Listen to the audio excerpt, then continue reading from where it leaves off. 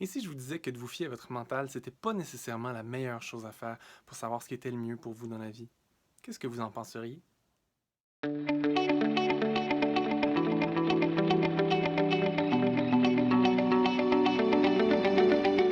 Pendant la première partie de ma vie adulte, je me suis fié beaucoup à mon mental, savoir ce qui était le mieux.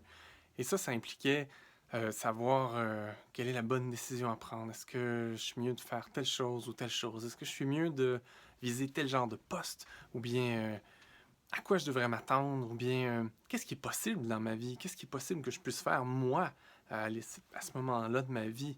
Et tout ça, ça m'a amené en fait à un burn-out sévère en plus parce que euh, tout ce à quoi je pouvais m'attendre, il fallait que ça tienne dans une petite boîte que je m'étais dessinée avec les paramètres que je connaissais. Et puis, j'étais pas heureux dans cette boîte-là, puis je voyais pas comment j'allais pouvoir sortir de ça, puis arriver à quelque chose où j'allais être finalement heureux. Et puis, c'est là que j'ai réalisé la limite de notre mental. Notre mental ne peut que fonctionner avec ce qu'il connaît. Et c'est ça le plus gros problème du mental. Alors quand on essaie de faire des choix dans notre vie, on cherche tous notre chemin dans notre vie. On cherche tous à savoir qu'est-ce qu'on est venu faire sur Terre.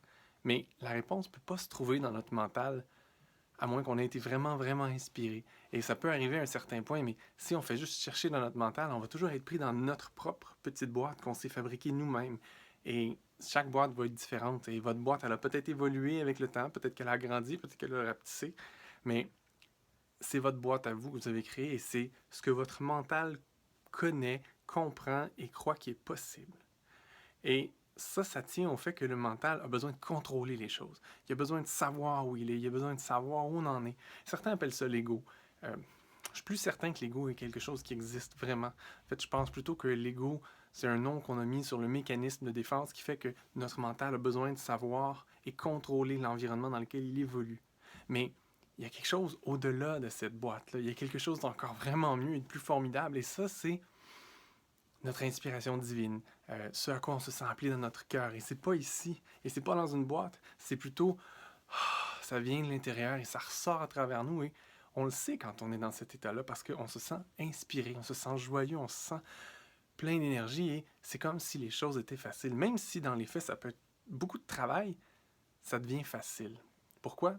Parce qu'on se laisse guider de l'intérieur et on n'essaie pas de faire les choses parce qu'il faut, parce qu'on croit que c'est la seule chose à faire ou la bonne chose à faire. Non, on y va avec notre cœur.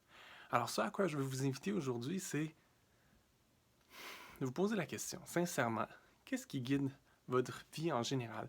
Est-ce que c'est votre tête avec ce que vous croyez qui est possible, ce que vous croyez qui est mieux, ce que vous croyez qui est important et que vous portez aussi attention et donnez de la valeur à ce que les autres attendent de vous?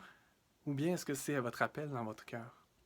C'est à ça que je vous invite à vous poser comme question.